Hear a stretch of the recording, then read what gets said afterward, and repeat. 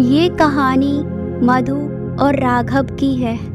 दोनों मिट्टी के बर्तन बनाया करते थे और उन्हें बेचकर किसी तरह वे अपना गुजारा कर रहे थे। उनके 2 बच्चे थे, शिवा और तारा। दोनों पास ही के एक छोटे से स्कूल में पढ़ते थे।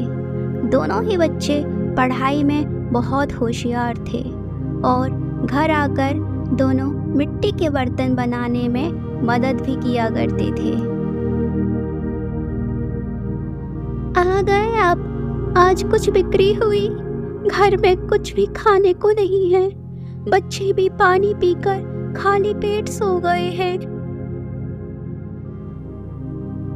नहीं, आज भी कोई खरीदार नहीं मिला। लोग आजकल मिट्टी के बर्तन लेना पसंद ही नहीं करते। हे भगवान, हम कैसे अपना घर चलाएंगे अब? अगली सुबह बच्चे भूख से रोने लगते हैं। मामा, कुछ खाने को दो ना, बहुत भूख लगी है। अपने बच्चे का दुख सुनकर मधु पड़ोसी के घर में खाना मांगने जाती है। अरे, खाना तो हम अभी अभी खा चुके हैं। तुम थोड़ी देर पहले आती तो तुमको भी कुछ ना कुछ मिल जाता। पर कल की तो बासी रोटियां पड़ी है। अगर तुम कहो तो तुम्हें मैं वो ला कर दूं। मधु के पास हाँ में उत्तर देने के अलावा कोई और चारा नहीं था। घर लौटकर मधु रोटी में नमक लगाकर अपने दोनों बच्चों को खिलाने लगती है। तारा, शिवा, देखो, मैं तुम दोनों के लिए रोटियां लाई हूँ। खाना खाकर दोनों बाहर खेलने चले जाते हैं। पड़ोसी के बच्चे शिवा और तारा का मजाक बनाते हैं।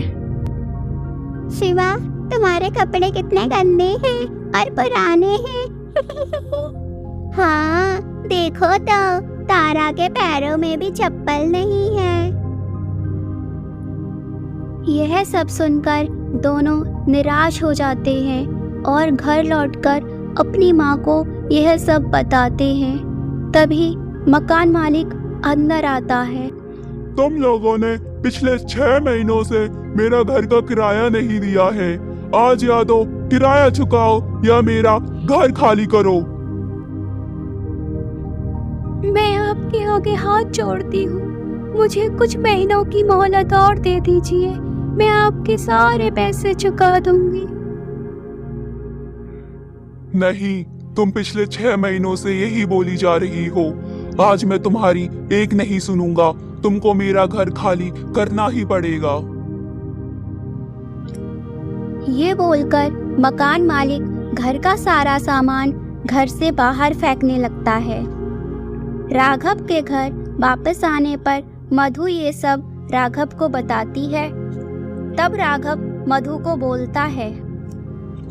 मधु, इतने सालों तक मैंने तुमसे एक बात छुपाई है। माधवगढ़ में मेरे दादा परदादा की एक पुरानी हवेली है। 100 साल पहले वहाँ एक महिला जो मेरे दादाजी से शादी करना चाहती थी, पर मेरे दादाजी पहले से शादीशुदा थे, इसलिए उनका प्रस्ताव स्वीकार नहीं किया था। मेरे दादाजी का इनकार करना वो औरत सह ना सकी और उसने उस हवेली में आकर आत्महत्या कर ली थी। मरते वक्त वह बोलकर गई कि जो भी इस हवेली में रहेगा उसकी मौत हो जाएगी। इस डर से उसी दिन सभी लोगों ने उस हवेली को छोड़ दिया। मधु, अगर तुम कहो तो हम लोग उस हवेली में जाकर रह सकते हैं। बेचारी मधु के पास हाँ बोलने के अलावा कोई दूसरा रास्ता भी नहीं था, तो मजबूरी में आकर मधु ने उस हवेली में रहने के लिए हामी भर दी। वो सब माधवगढ़ के लिए निकल पड़े। हवेली के पास पहुंचकर तारा ने पूछा, पिताजी, ये हवेली तो कितनी बड़ी है। अगर पहले हम लोग इतने अमीर थे तो अब हम लोग इतने गरीब कैसे हैं? मेरे परदादा हवेली छोड़ने के गम से पागल हो गए थे और मेरे दादाजी ने कुछ काम धंधा नहीं किया। वो बस बैठे बैठे जितना भी धन शेष बचा था उसी को खाते रहे और ऐसे दिन पर दिन हम गरीब होते चले गए। सब एक एक करके हवेली के अंदर गए। 100 सालों से हवेली बंद होने के कारण बहुत गंदी हो गई थी। उसकी स्थिति ज़्यादा कुछ खास नहीं थी। यहाँ की साफ सफाई करनी पड़ेगी। लगता है 100 सालों से यहाँ कोई नहीं आया। कोई बात नहीं माँ, हम आपकी मदद करेंगे हवेली की साफ सफाई करने में। चारों लगातार 2-3 दिनों तक उस पुरानी हवेली की सफाई करते रहे। साफ करने के दौरान एक दिन एक कमरे से सामान गिरने की जोरदार आवाज आई। चारों डर गए और शांत खड़े हो गए।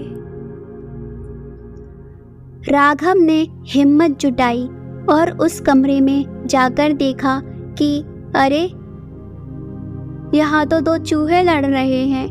चारों ने ठंडी सांस ली। उन्होंने सोचा था कि शायद उस औरत की आत्मा उस कमरे में है।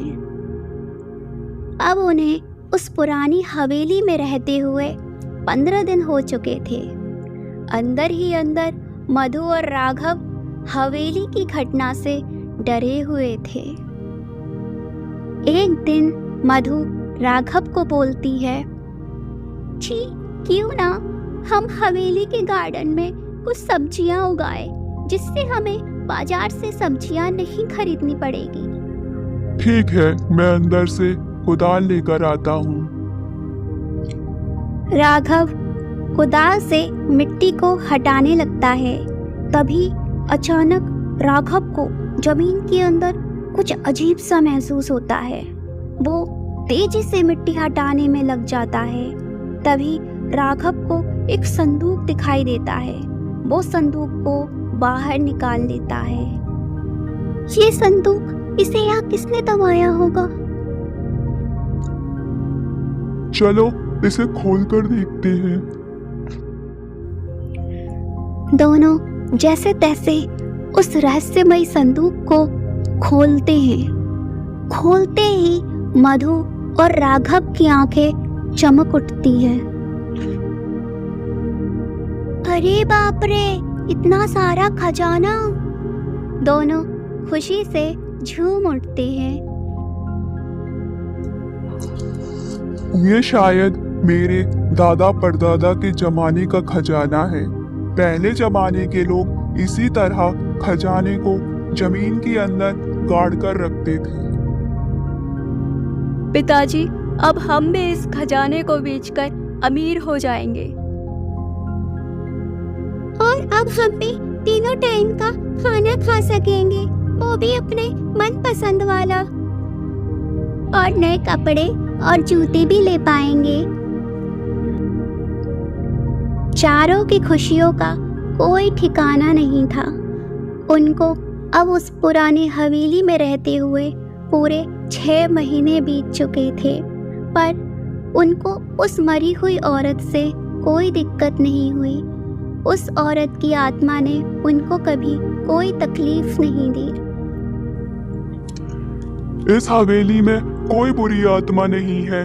वो सब मेरे पूर्वजों का वहम और डर था, जिस कारण वो लोग इस हवेली को छोड़कर चले गए। राघव ने उस खजाने से अपना बिजनेस चालू किया। शिवा और तारा का बड़े से स्कूल में एडमिशन कराया और मधु अब ठाठ से उस बड़े से हवेली की मालकिन बन गई और वे खुशी खुशी उस हवेली में रहने लगे।